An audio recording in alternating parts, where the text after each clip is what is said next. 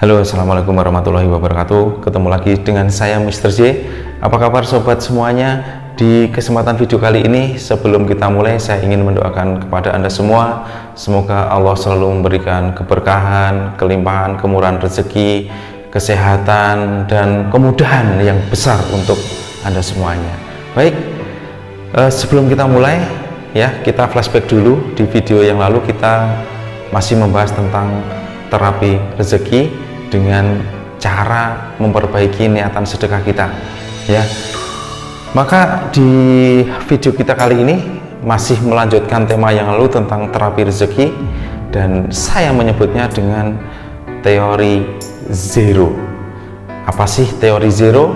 Kita akan bahas, dan tentu untuk teman-teman yang baru saja bergabung dengan channel ini, Anda boleh subscribe apabila merasakan bahwa apa yang Anda lihat dari video-video saya memberikan kebermanfaatan untuk Anda, dan Anda boleh skip kalau sekiranya video saya tidak bermanfaat untuk Anda.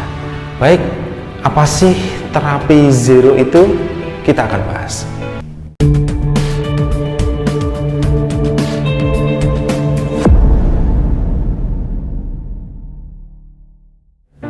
Terapi zero ini kalau saya menyebutnya adalah terapi ikhlas, ya, terapi keikhlasan kita tentang apa yang terjadi dengan diri kita, ya.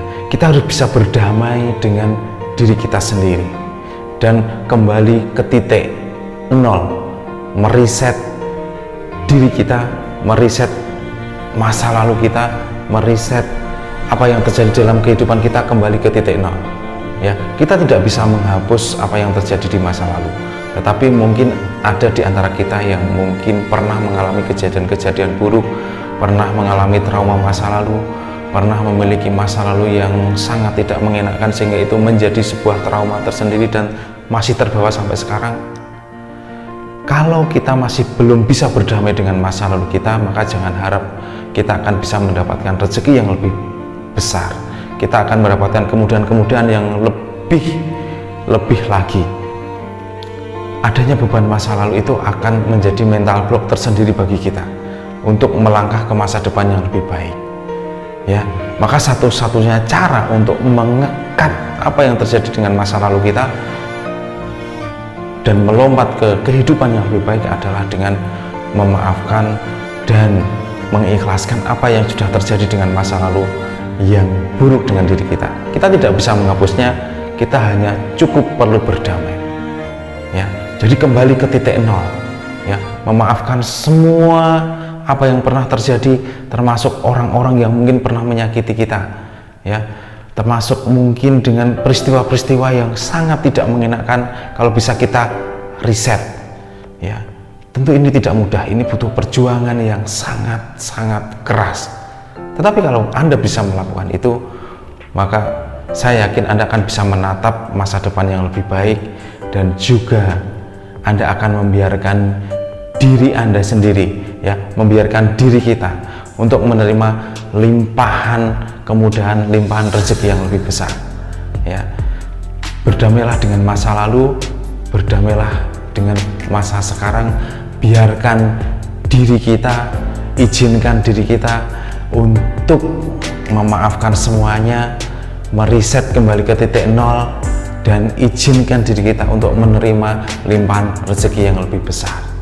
Dan satu hal yang tidak dilupakan juga, kita harus berdamai dengan masa depan. Masa depan bukannya belum terjadi, kenapa kita harus berdamai juga?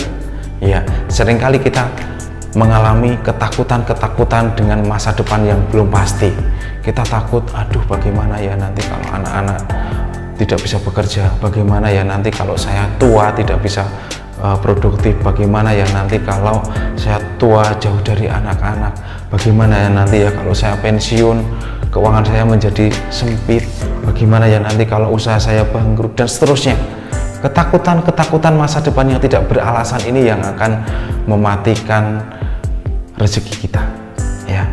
Mungkin sekilas tidak ada hubungannya, tetapi basically, ya, orang yang berada dalam terancam atau takut, kreativitasnya bisa jadi tidak bisa berkembang, ya.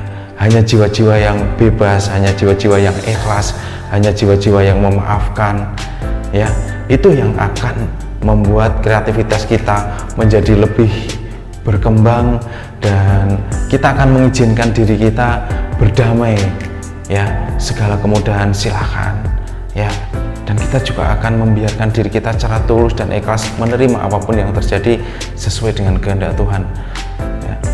Bolehkah kita meminta lebih? Boleh. Manusia adalah harus meminta kepada Tuhan.